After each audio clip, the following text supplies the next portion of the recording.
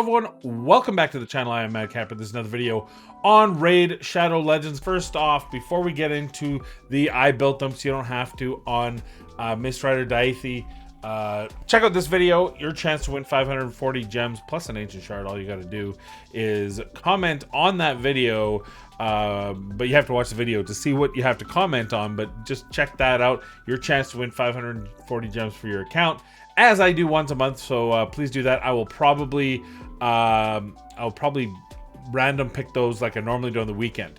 Without further ado, here he is. It's Mistrider Daithi. Squall of Shafts. Attacks all enemies. Has a 75, bookable to 100% chance of placing a 60% decreased defense debuff for 2 turns. Grants an extra turn if a 60% decreased defense debuff is placed on all enemies by this skill. Hunt the Mists. Places a 50% increased attack buff and a 50% increased accuracy buff on this champion for 3 turns, then grants an extra turn. Briar Arrows. Attacks one enemy. Has a 50%, bookable to 60% chance of removing 1 random buff from the target. Also has a 10%, bookable to 20% chance of granting this champion an extra turn.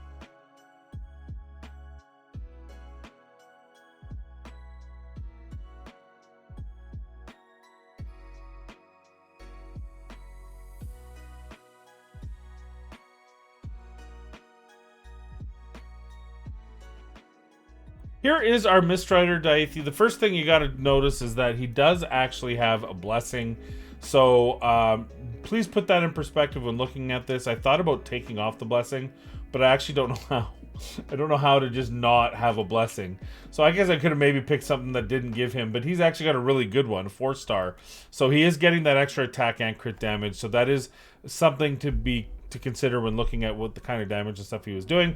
But here's the build. I put him in full attack mode because one thing to notice here is that his attack is a little bit low for a pure nuker, but he is 60% crit damage, and his total stats come out to 139, 686 HP, attack at 47, 73, 2070 defense, 169 speed, 261 crit damage, and 276 accuracy. Keep in mind, I did build him obviously for accuracy. As we went through his kit, keep in mind he also has an aura of accuracy aura in all battles of 40, and then he has some of the great little bits here. He's got this, which grants an extra turn. He attacks all enemies and then has that decreased defense at 100% on a 4-turn cooldown, and gets an extra turn if it's placed on all enemies, which is kind of neat. And then has this right here, has a 50% chance, 60% booked of a random buff. So and then gets a 10% chance or 20% chance of granting an extra turn. So this is a guy who can really pop off, can really do some damage. Now the only drawback is that it's a little bit tough sometimes to get his attack fully up there. So you notice I do have lower attack values than typical for champions. I usually try to get them up to 6k, but because I wanted his accuracy up there, it did make it a little bit more difficult to achieve while still maintaining some form of speed. You know, overall it's a good overall build. This is an interesting build because I did actually run a crit rate build.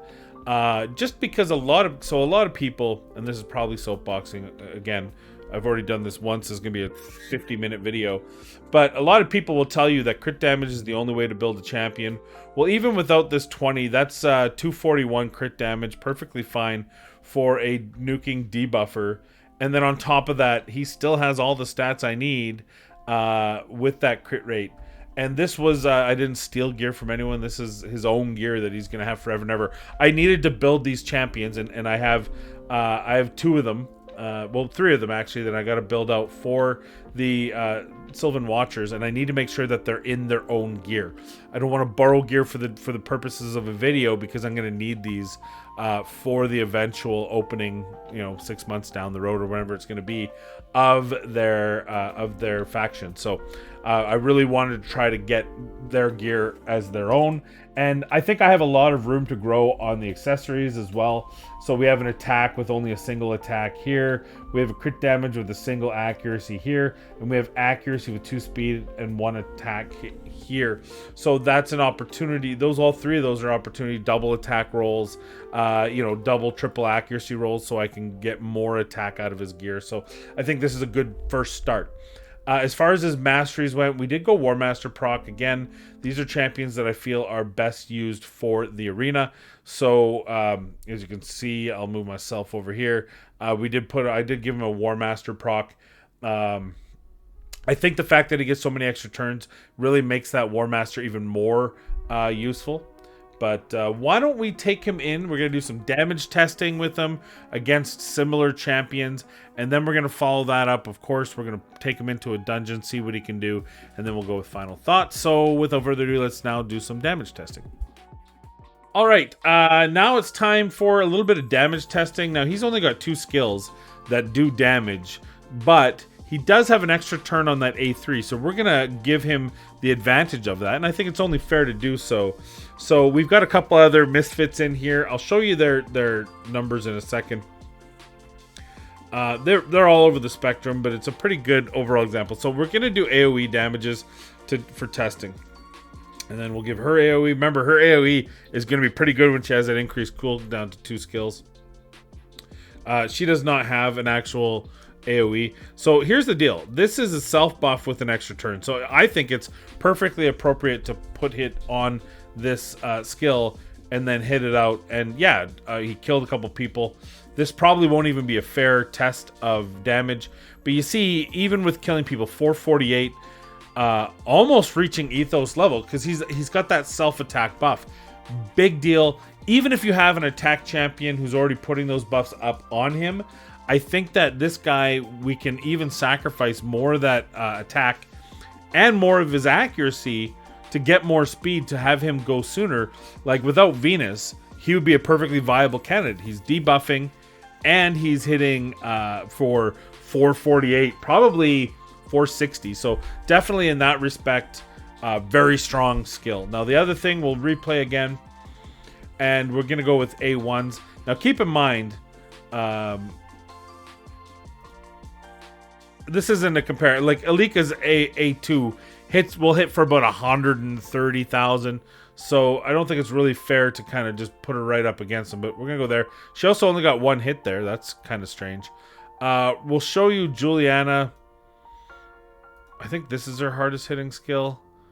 Yeah, 88. So you're getting the idea.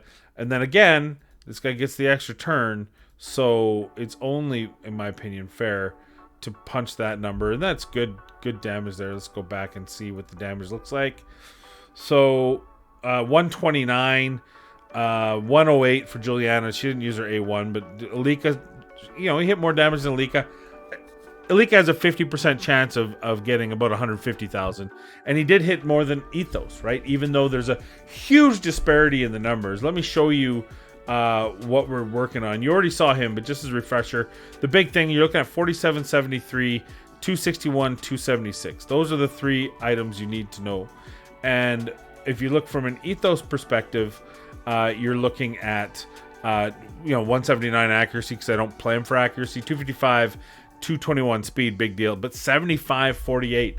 And the reason is this guy's got 4,700 attack, but with that attack boost, right, he's getting an extra 2,300, say 2,350 attack. So he's actually attacking for in the 7,000s.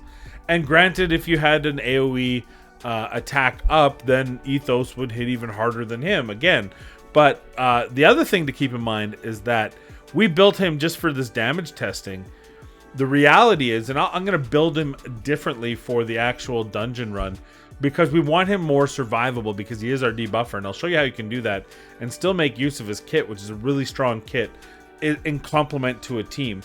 And then Juliana, I just wanted to bring her in as an idea of her single hit ability, but honestly, I probably should have grabbed another AoE. I forgot that he had only 1 skill to hit with.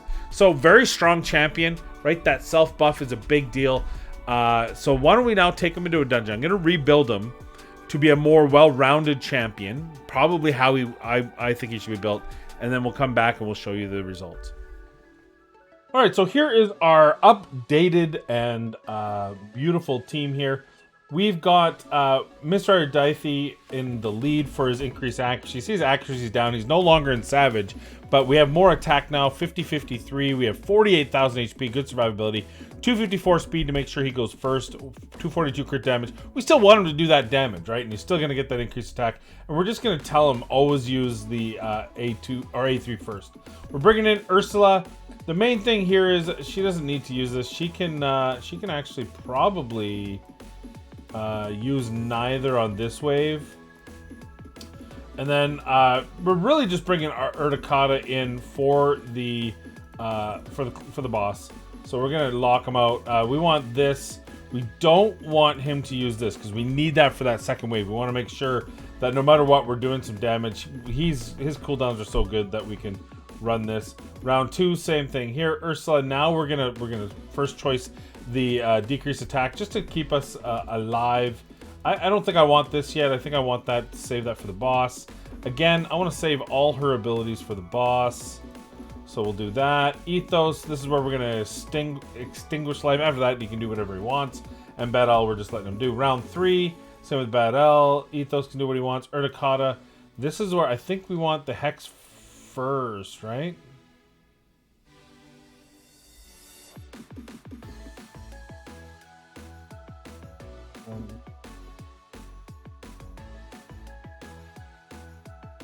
Yeah, we want the Hex first. So we want the Hex first, we want this second, and away you go. Ursula, let's get that survivability, and then we can, of course, have this, and good things. So let's try this out. See how this goes. I don't know. I suspect we'll get there. I don't know how quick it'll be. We'll see. So there, he's getting that extra turn, and he also gets an extra turn again because he did place a decreased defense on everyone. The other great thing is that we do have an Ethos that has a reasonable chance of landing that weaken, which is just going to help our damage even a little bit more. Hopefully the choice to not use any of the other abilities it doesn't come to haunt us here. I think we'll be fine. Right, he's getting tons of turns here, which is nice, just more damage. He's going to be really good in Faction Wars. I think you kind of have to, you know, you're probably going to have less gear, not quite as good a gear as you would normally. So it's, you are kind of, I guess, playing with fire, for lack of a better, but there we go. Oh, that's good. Oh, that's good. No one's dying. That's, I mean, honestly, that's why we have Ursula in there, is to pick someone up in case of death, because we do have some fragile, but not a problem here. Boom. Now we're in the boss. There's that decreased defense, gets an extra hit. Always good. And these are even without Bad L's. Look at all those poisons going up. Beautiful. And we even got the weaken from, I think it was Ethos' weaken. And on the boss, these things are just mowing through the boss. Very quick. Love the look of this. Not quite my speed team, but I think we're going to be pretty happy overall with the... And see, that's the important thing, is he's not dead because we were able to give him all that extra survivability. And I think that's the point of showing this, is he's got all that extra survivability, which allows him to survive these things, where a lot of our nukers, that's why you don't see, you know, there's a lot of nukers that would just die in this wave. And there you go. 149, obviously a minute slower than my fastest, but my fastest is using a seer comp. So I would say this is a pretty good. Look at his damage, 2.6 actually out damages Ethos because of those extra turns. And you can do that while making him survivable, right? You know, a 15,000 base HP, we had him almost at 50,000 HP, right? That's the advantage of his kit with that extra turn of that A3. So there we go in the Dragon's Lair. Let's go to final thoughts. My final thoughts on Mistrider is, wow, what a complete kit. What a wonderful, synergistic, well thought out, well laid out kit. It is actually shocking to see. His base stats, 1376, 1530, 360, epic-esque. But what we have is, we have that ally accuracy. You're going to put him as your lead in Faction Wars, in Dragon Dungeon, wherever. Then you're going to want to force him to use this 4-turn cooldown. When fully booked, it's fine, because so is this a 4-turn. Keep in mind, those are 4-turn cooldowns with extra turns. So effectively, they're at least 3-turn cooldowns, but in reality, a lot better. So he's increasing his accuracy, increasing his attack. So now you automatically know for whatever you're using him for. Say you have to use him in Clan Boss, that's fine. He can be used absolutely in Clan Boss as long as your team has allowed extra turns. He's going to increase his attack, increase his accuracy. You can put him at 170, right? 170 accuracy, right? And he's going to be more than enough. For dungeons, 160, 150. I couldn't get it. I wanted it lower, but I couldn't get it lower because he has that 40, increased accuracy by 40 on his aura. And then he's going to put decreased defense. If he puts decreased defense on everyone, by the way, 100% chance on a 4-turn cooldown, but if it's already on cooldown, as he gets these extra turns, it's going to go less and less, right? Which he gets an extra turn if the decreased defenses lands on everyone. So just more turns, more damage, more everything. A1 is a reasonable damage, has a 20% chance of granting an extra turn, has a 60% chance of removing a random buff, and more importantly, just gives extra turns to get him back to Hunt the Myths, which gets him back to Squall the Shafts, which is good. And he just is going to help steamroll the other team just with those extra turns and those buffs and everything. I really like this champion. I really like him as the start of the Sylvan Watchers.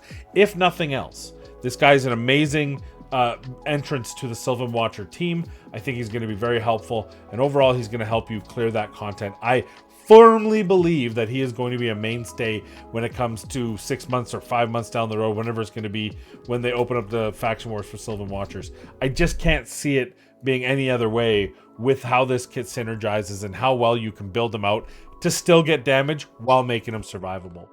Anyway, that's all I have for you today. I hope this video was helpful to you. I hope you liked it. If you did, please consider a thumbs up, like, and subscribe. And don't forget, my good friends who are full-time content creators, check out their non-raid related stuff and just help support them in their endeavor to make this their career. As always, I want to, of course, tell you, please be kind. Please be safe. And as always, we'll see you in the next video.